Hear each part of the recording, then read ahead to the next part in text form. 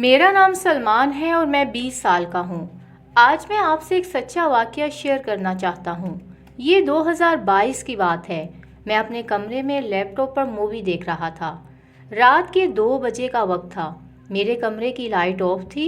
मुझे छत से किसी के भागने की आवाज़ आई, जो कि नीचे मेरी तरफ आहिस्ता आहिस्ता आ रही थी। अचानक मेरे कमरे के आगे से काला साया गुजरा। वो काला साया छत की तरफ भागा। मुझे लगा कि शायद कोई चोर हो। मैं जल्दी से भागकर ऊपर छत पर गया। छत पर एक डोर था जिसे लॉक लगा हुआ था। मेरे रोंगटे खड़े हो गए कि जो भी था वो गया किधर। मैं जल्दी से भागकर अपनी सिस्टर के कमरे में चला गया। सुबह मैंने अपनी वालिदा से इस बात का जिक्र किया। वालिदा ने इसे मेरा वहम कहकर बात टाल दी। अगली रात मैं थोड़ा डरा हुआ था, तो मैंने सोचा कि आज मैं अकेला नहीं सोऊंगा, इसलिए मैं अपनी सिस्टर के कमरे में सो गया। अभी कुछ देरी हुई थी कि मुझे ऐसा लगा जैसे किसी ने मेरा नाम पुकारा हो और मुझे अपने पास बुला रहा हो। जब मेरी आंख खुली तो मैंने देखा तो वो आवाज़ मेरी सिस्टर की थी।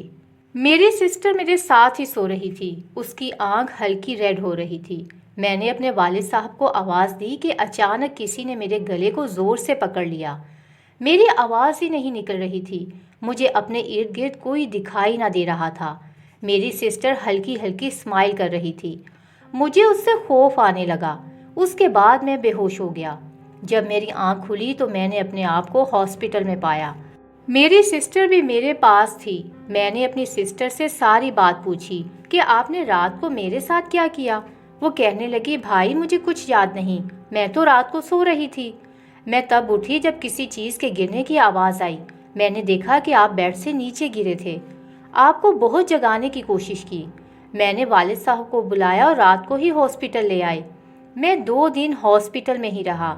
जब मैं घर गया तो अम्मी को सारी बात बताई। अम्मी ने फिर भी उससे मेरा वहम ही समझा। फिर अगले दिन रात को ही किसी ने मेरा डोर ओपन किया। तकरीबन रात के 2 बज रहे थे। मैंने देखा कि मेरी सिस्टर ही थी जो बाहर चली गई थी। मैंने फ़ौरन अपने वालिद साहब को बताया कि वो बाहर चली गई है।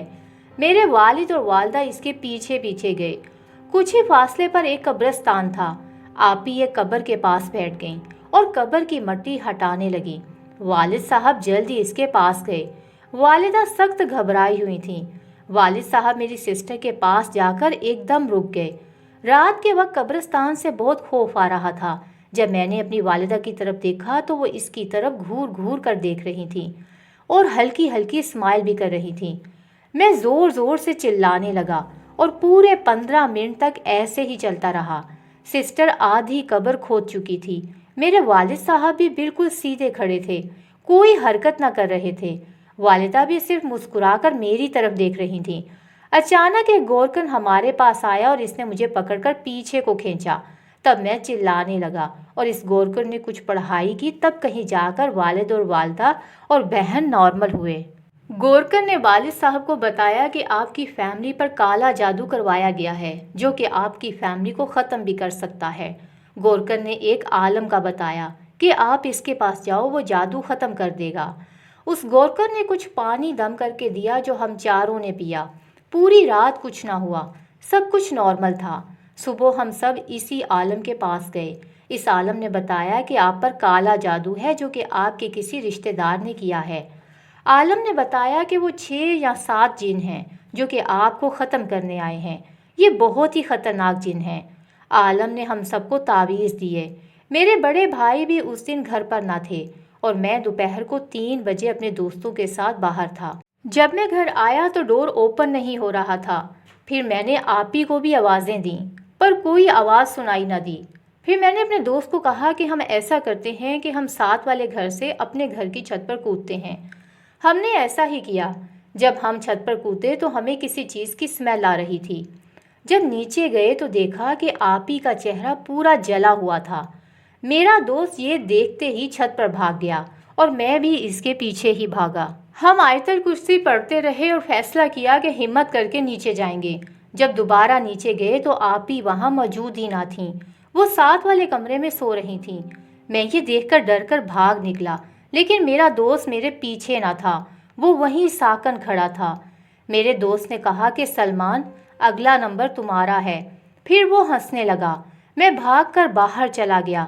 میں نے اپنے دوست کے والد اور والدہ سے یہ سب شیئر کیا۔ اس کے والد اور والدہ ہمارے گھر آ گئے۔ وہ ڈور اوپن کر رہے تھے پر ڈور اوپن ہی نہیں ہو رہا تھا۔ پھر وہ ساتھ والے گھر گئے۔ میرا دوست وہیں ساکن کھڑا تھا، میری سسٹر بھی وہیں تھی۔ میرے دوست کے والد اور والدہ نے کچھ پڑھ کر اپنے بیٹے پر دم کیا۔ وہ بے ہوش ہو گیا۔ اسے ہاسپٹل لے کر گئے اور میری آپی کو بھی، لیکن وہ وفات پا چکی تھیں۔ ان کا چہرہ پراسرار طریقے سے جلا ہوا تھا۔